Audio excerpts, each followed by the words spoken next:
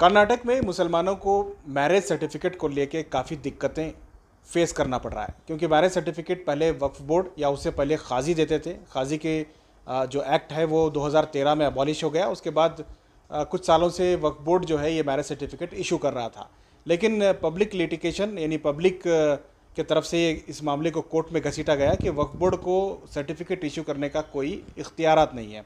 इस ताल्लुक से बात करने के लिए वक्फ बोर्ड के वक्फ के एक एक्सपर्ट हैं रिजवान साहब, उनसे बात करते हैं। एक एक्टिविस्ट हैं वक्फ के। सर, ये जो मामला चल रहा है, सर्टिफिकेट नहीं मिल पा रही है, क्योंकि बहुत सारे लोगों को दिक्कत होती है। सर्टिफिकेट जो है ज़रूरी है, पासपोर्ट के लिए है, वीज़ा के लिए है। तो ऐसे सिचुएशन में एक तो खाजी के पास सर्टिफिकेट नहीं ले पा रहे हैं क्योंकि खाजी एक्ट ख़त्म हो गया है, दूसरा जो वक्फ बोर्ड दे रहा था वो उससे भी रोक दिया गया है। तो अब इसका पूरा मामला क्या है? सवाल यह है कि ये जो ट्रिपल तलाक के चलते खाजी एक्ट को जब रिपील किया गया, उसके बाद ये सारा कन्फ्यूजन शुरू हो गया।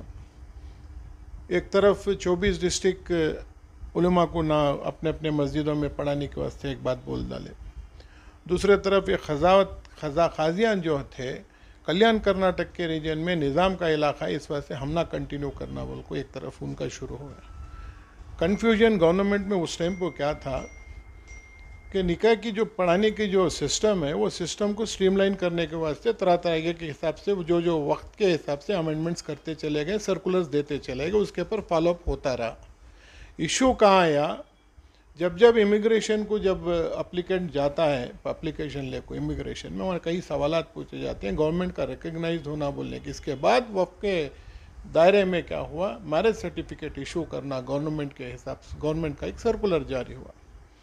अब ये बीच में क्या हो गया, एक तरफ खाजी वर्सेस उलिमा की लड़ी शुरू हो गई। उलिमा मस्जिद में जो निकाह पढ़ाना बोल को जो डिसाइड इमाम जो नमाज पढ़ाए क्या है, जो निकाह पढ़ाने की बात उन्होंने कर रहे थे, खाजियाँ अपने हिसाब से हमें पढ़ाते बोल के एक तरफ ये चल रहा था। दूसरी तरफ खाजियाँ वर्सेस खाजियाँ की एक लड़ी चलना अपना शुरू हो गई कि हमें वर्जिनल खाजियाँ हैं तो हमें वर्जिनल खाजियाँ, ये एक डिस्कशन। ऐसे 2-3 चाले इश्यूज़ में क्या होगा, कन्फ्यूजन बहुत आ गया। खैर, ये बात चलते चलते गवर्नमेंट भी क्या कर डाली, वक्त पर सर्कुलर्स देना शुरू करी। अब ये ऐसे सिचुएशन में आके खड़े हो गए पूरे मुसलमाना में, एक बात ऐसी खड़े, आखिर देना है तो कौन देना है और किस तरीके से देना है। खैर, जब तक वक्फ बोर्ड दे रहा था अपनी बात सही थी, वो निकल जा रहा था, काम निकल जा रहा था। जैसे ही एक पब्लिक इंटरेस्ट लिटिगेशन एक फाइल हुआ बेंगलोर के कोर्ट में, जब जाकर एक स्टे ऑर्डर आया कि वक्फ को इख्तियार नहीं है मैरिज सर्टिफिकेट देने का, प्रोविज़न वक्फ एक्ट में नहीं है बोल को एक प्रोविज़न में आया। उसके चलते जैसे ही खड़ गया मैटर, और कन्फ्यूजन ज़्यादा हो गया कि सर्टिफिकेट्स कहाँ से लेना। अब जितने मैटर जो 3-4-6 महीने में जो चला, अब ये शादियाँ का सर्टिफिकेट कहाँ से लेना है, कन्फ्यूजन। इमिग्रेशन सर्टिफिकेट को, इमिग्रेशन को जैसा कनाडा जाना, अमेरिका जाना या कहाँ जाने वाले, इमिग्रेशन में प्रॉब्लम्स आना शुरू हो गए। इसके चलते लोग क्या कर डाले, स्पेशल मैरिज एक्ट जो रजिस्ट्रेशन ऑफिस में हमारे जो निकाह के सर्टिफिकेट्स ले को वहाँ जाकर रजिस्टर करना शुरू कर डाले। मामले अब उनके अपने अपने ज़ाती ज़रूरत के हिसाब से उन्होंने निकलना शुरू हो गए। अच्छा, पब्लिक इंटरेस्ट पड़ा क्यों, उसमें क्या दिक्कत आ रही थी? वक्फ एक्ट 1995 में निकाह को लेकर, सर्टिफिकेट को लेकर प्रोविज़न नहीं है, और ये जो कन्फ्यूजन इमिग्रेशन सर्टिफिकेट्स नहीं मिलने की वजह से एक हमारे सर के एक एक्टिविस्ट हैं, उन्होंने एक केस फाइल किया पब्लिक इंटरेस्ट लिटिगेशन। उनका क्या इंटेंशन है, क्या चाहते हैं? वक्फ बोर्ड नहीं देंगे तो कौन देंगे? सिंपल प्रोविजन पे गए वो कि वक्फ एक्ट में ये प्रोविजन नहीं है सर्टिफिकेट देने की, यानी कि उन्होंने दरवाज़ा बंद कर दिया, लेकिन खुलेगा कहाँ से कुछ बता नहीं रहे वो। अब ये बीच में क्या हुआ, सीनियर काउंसिल बोर्ड के तरफ से परसों जो वायदा था उसमें उनका क्लियर प्रेजेंटेशन था कि ये प्रोविज़न हमारे में नहीं है, एक्सेप्ट किए उन्होंने। और उल्टा भी एक बात बोल डाले, रिक्वेस्ट कर डाले कोर्ट से, तुम्हें जो एक प्रोविज़न बना हुआ गवर्नमेंट को तुम्हें अख्तियार दियो, उन्हें कॉल लेने के वास्ते करने का एक रिक्वेस्ट देखो है। मेरी गुजारिश अब ये है, ये इतना सारे कन्फ्यूजन्स के चलते मैं हमारे मिनिस्टर, माइनॉरिटी मिनिस्टर ज़मीर अहमद साहब से गुजारिश, एक ऐसा सिस्टम फार्मुलेट करो जिससे हमें गवर्नमेंट की सर्टिफिकेट भी मिल जाए, चाहे वो वक्फ बोर्ड से दियो या तो फिर गवर्नमेंट रजिस्ट्रेशन ऑफिस से दियो।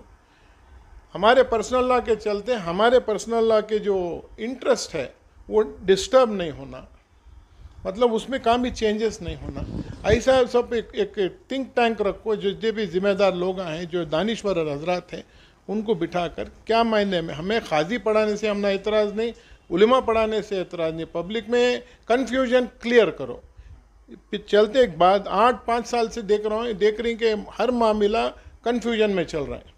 कम से कम इस बार तो उम्मीद है, आज ये पब्लिक इंटरेस्ट लिटिगेशन के चलते मैं हमारे मिनिस्टर साहब से गुजारिश करता हूँ कि एक सिस्टम ऐसा फार्मूलेट करो, इसका एक परमानेंट सोल्यूशन मिल जाए। काजियाँ अपनी जगह सही, उन्हों अपनी जगह सही, उलेमा आलिमा जो पढ़ा रही उनकी जगह उन्हों सही। ये कन्फ्यूजन ऐसा क्रिएट हो को पड़ा, पब्लिक में डिस्टर्बेंस ज़्यादा है। मैं अदबन गुजारिश किसी भी हाल में जल्द से जल्द इस मामले को सुलझाएं, ताकि जो इमिग्रेशन हजरात है इमिग्रेशन लेने की कोशिश कर रहे हैं उनको तो आसानी हो। बस अपनी बात में ये बात रखने की कोशिश करो। बिल्कुल, लेकिन अभी केस का रुख क्या है? अभी केस कहाँ एंड होगा? ये पब्लिक इंटरेस्ट लिटिगेशन मेरे ख्याल से अब एक 8-10 दिन में, जैसे ही हमारे council senior council SR Anuradha madam board के जानिब से जो प्रेजेंट किया है, उससे ऐसा लग रहा है कि मेरिट्स में डिस्कशन होगा।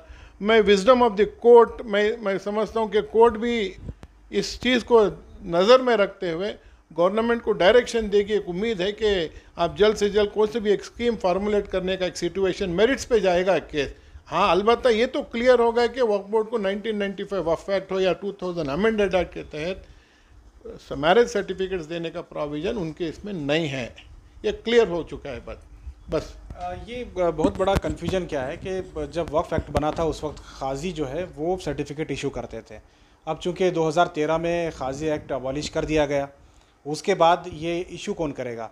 जो खाजी हेरिडिटी खाजी हैं जो कुछ हैदराबाद कर्नाटक में, वो आज भी कंटिन्यू करे हैं, वो जब तक ज़िंदा हैं उनकी सर्टिफिकेट शायद लागू भी होगी, मतलब वैलिड रहेगी। लेकिन उनके बाद खाजी एक्ट चूँकि नहीं है तो नए खाजी नहीं बन पाएंगे, तो फिर ये सर्टिफिकेट आखिर इशू कौन करेगा? हालांकि वक्फ बोर्ड को इख्तियारात ना हो या एक्ट में नहीं है, इसके बावजूद भी वक्फ बोर्ड की तरफ से जो सर्टिफिकेट मिल रहे थे उससे लोगों को राहत मिल रही थी, क्योंकि बहुत सारे मसले, चाहे वो तलाक खुला का मामला हो या ख़ास करके जो इमिग्रेशन के लिए सर्टिफिकेट चाहिए, पासपोर्ट के लिए चाहिए, ऐसे सारे चीज़ों को ये सर्टिफिकेट बहुत वक्फ बोर्ड की भी वैलिड थी। लेकिन अब चूंकि केस आ गया है, केस की वजह से रुक गया है, तो अब इसका कुछ फाइनल डिसीजन इसमें लेने की ज़रूरत है। हुकूमत और कोर्ट दोनों के, अगर कोर्ट इख्तियार देता है हुकूमत को कि इसके लिए एक नया कुछ कानून बनाया जाए या रजिस्ट्रेशन वक्फ बोर्ड के थ्रू दिलाया जाए, अगर कुछ ऐसा होता है तो इससे कहीं ना कहीं राहत मिल सकती है। लेकिन फ़िलहाल बहुत सारे लोग परेशान हैं क्योंकि उन्हें मैरिज सर्टिफिकेट वक्फ बोर्ड की तरफ से नहीं मिल पा रही है।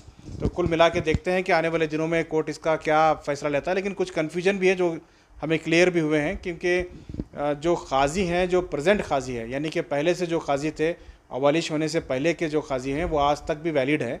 जब उनका इंतकाल हो जाता है तो फिर नए खाजी नहीं बन पाएंगे, क्योंकि अब वो एक्ट नहीं है। तो उस वजह से जो है काफ़ी खाजियों में भी इख्तलाफ वहाँ हैदराबाद कर्नाटक में देखने को मिल रहा है। और साथ ही इमामों का जो मामला था हैदराबाद कर्नाटक ख़ास करके, कि वहाँ उनका ये मुतालबा था कि बोर्ड से उन्होंने गुजारिश की थी कि खाजियों के बजाय निकाह पढ़ाने और सर्टिफिकेट इशू करने की जो परमिशन है वो इमामों को भी दिया जाए, क्योंकि वक्फ बोर्ड का दफ्तर मस्जिदों के पास होता है, तो वह वक्फ बोर्ड के अंडर में ही निकाह पढ़ाते हैं। तो ये मामला भी एक तरफ चल रहा था, लेकिन ये लिटिगेशन होने की वजह से अब ये मामला थोड़ा सा उलझ गया है। अब इसका कोई हतमी फ़ैसला होना बाकी है। कैमरा पर्सन समीर के साथ शाहिद काजी, बेंगलुरु।